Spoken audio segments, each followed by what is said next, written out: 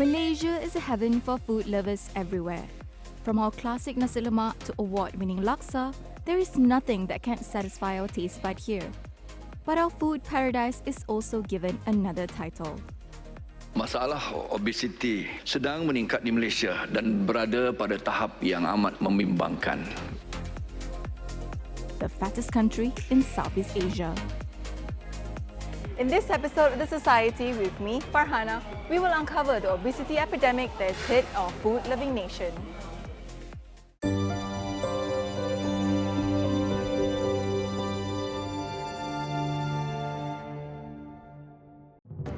Obesity is a growing health concern across the globe.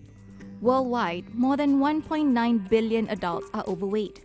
Of this, over 650 million are obese. The body mass index that calculates the person's weight over their height is generally used to classify adults into underweight, normal weight, overweight, and obese. In Malaysia, close to half of the population falls under the last two categories. The latest estimate by World Health Organization found that 40% of the Malaysian population are overweight.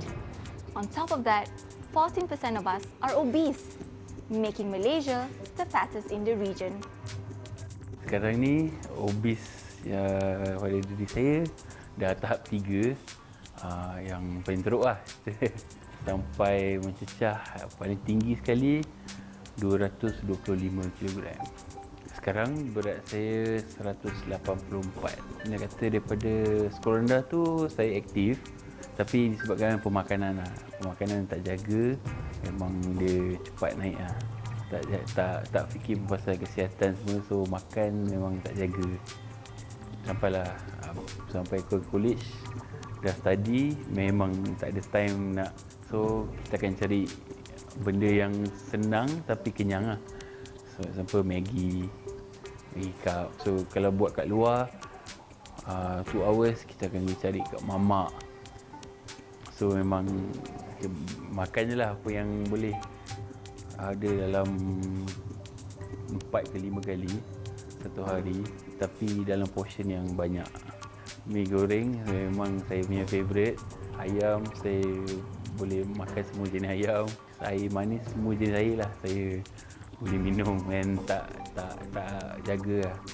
Ataupun saya makan lauk, kan lauk tu akan banyak, jadi lauk kari semua saya akan makan banyak sampai saya kenyang yang overloadnya.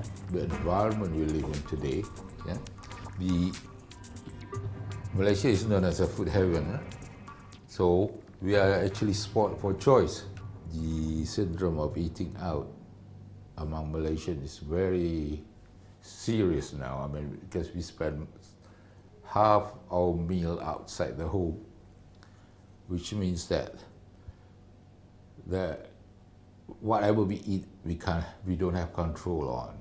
You see, if you order mi goreng, what comes, that's what you eat, right? You can't, even if you tell them to cut down the salt or cut down this fat, it's still there. So diet is number 1 still. Number 2, of course, a lot of people talk about us being physically inactive, which is true. Most studies in Malaysia shows that Malaysians are sedentary. So the two actually, we eat far too much and we are sedentary. So the end result is, of course, you're going to have positive energy balance, and over the years, that's what we are seeing. Malaysians are getting bigger and fatter. Daripada kecil saya memang makan apa yang boleh makan. Saya sampai dia kecil dulu, saya ada history satu. Sampai saya mengamuk dengan bapa saya sebab dia tak bagi saya makan. So bila sampai dah family member dah semua dah tegur, so saya pun macam ambil indah ke tak indah ya. A study done by the Nutritionist Society of Malaysia on more than 8,000 school students revealed that almost 30% of them are either overweight or obese. Masa anak buah saya umur dah setahun, bila dia dah boleh berlari, bila saya nak main dengan dia, saya rasa penat, sangat penat. Dia suruh kejar semua, saya tak boleh. Bapak saya pun cakap, apa ni, nanti kereta tu lama-lama susah nak masuk. Kawan-kawan bercakap kan, jangan besar sangat. For Fikri, being obese almost cost him his life. Saya asalnya tak adalah seorang yang obese sewaktu kecilnya, tapi selepas start sekolah rendah tu, saya makin lama makin besarlah. Yang saya ingat, saya darjah 6, saya dah memiliki berat badan 60 kilo. Lepas tu dia meningkat selepas saya sekolah menengah dan semakin besar-besar lah. Saya tak pernah mendapatkan rawatan obesiti di hospital sehinggalah saya berumur 34 tahun. Pada waktu itu, saya dah start menghadapi macam-macam masalah lah. Dan bila saya cek di hospital ataupun di klinik kesihatan, blood pressure saya sentiasa tinggi lah, dan saya disahkan mempunyai penyakit kencing manis. Dan pada tahun 2014, saya sudah mula mengalami tekanan darah yang sangat tinggi dan pernah mengalami minor stroke sebanyak 4 kali. Jadi dia orang refer kepada pakar pembedahan am lah di Hospital Sungai Buloh.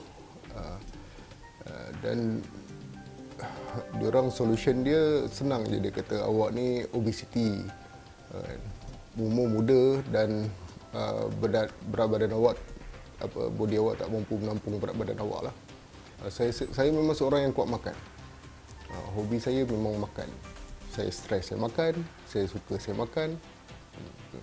Saya boleh makan burger 8 biji. Sangat mudah untuk mendapatkan makanan di Malaysia. Apa-apa saja kita nak, di hujung jari saja sekarang pun. Kita tak perlu bergerak pun, tak perlu ada effort yang lebih pun untuk mendapatkan makan. Kat situ je dah menyumbang untuk jadi gemuk kan. Kalau tak buat surgery, saya rasa saya dah arwah sebenarnya. Obesity is the mother of all diseases. You see, being obese exposes you to at least almost 20 kind of medical conditions. You know, different. Yeah, diabetes, hypertension, dyslipidemia, insulin resistant, sleep apnea. These are very serious when you're big, you know. And then other factors like coronary heart diseases, osteoarthritis, gout, yeah. And for women, beware, is many type of cancers are caused by being just overweight and obese. So a lot of things, a lot of people don't take or pay heed is because when one die, you are not, the certificate not going to say you die because you're obese. That's why people don't care. Yeah. This is the problem. Well, you have to change your mindset. Obese, it's not in your certificate, but you die of heart disease or diabetes or what. But if you look at those people, they are actually obese. According to the Economic Intelligence Unit, Malaysia bears the highest overall cost for obesity among ASEAN countries. Malaysia spends an alarming 10 to 20% of the country's healthcare expenditure in treating obesity. The total cost of obesity in Malaysia lies between 17 to 30 billion. This is equivalent to about 2% of the country's GDP. Nak kurus ni susah. Dan bila kita dah memiliki berat badan yang sangat tinggi, sangat banyak jumlah dia, kita nak exercise pun ambil masa. Lepas tu buat tak kurus-kurus. Jadi benda tu bagi impact negatif lah. Jadi kita tinggal. Jadi solution yang kita ada untuk menyedapkan hati kita tu makan. Bila dah sakit tu baru rasa kita kena berubah lah. Over the years, the government has come up with many initiatives to fight the prevalence of obesity in Malaysia. In the recent budget 2019, the government proposed to introduce an excise duty on sweetened beverages starting from the 1st of April 2019. While a tax on sweetened drinks might help Malaysians consume less sugar, What about our habit of overeating? It's okay to provide food 24/7 because that is Malaysian culture. This is the problem. If that is Malaysian culture, then don't be surprised if we are number one in the world. You should ask yourself, is it right to eat at 3 a.m. in the morning or 2 a.m. in the morning when you're supposed to be sleeping? However they argue, they're going to say, untuk night shift workers and all that. No, if you look at those who patronize these places, the young people. So this is not a culture that we should inculcate if you want to be getting out of this problem. And in many countries, prevention strategies have been adopted to stop the spread of obesity. In Japan, to curb the rate of childhood obesity, children not only eat healthy meals in schools but also learn to prepare them. Finland adopted a health in all policies approach, where the city's health department worked with schools, parents, and urban planning professionals to create a healthier overall environment.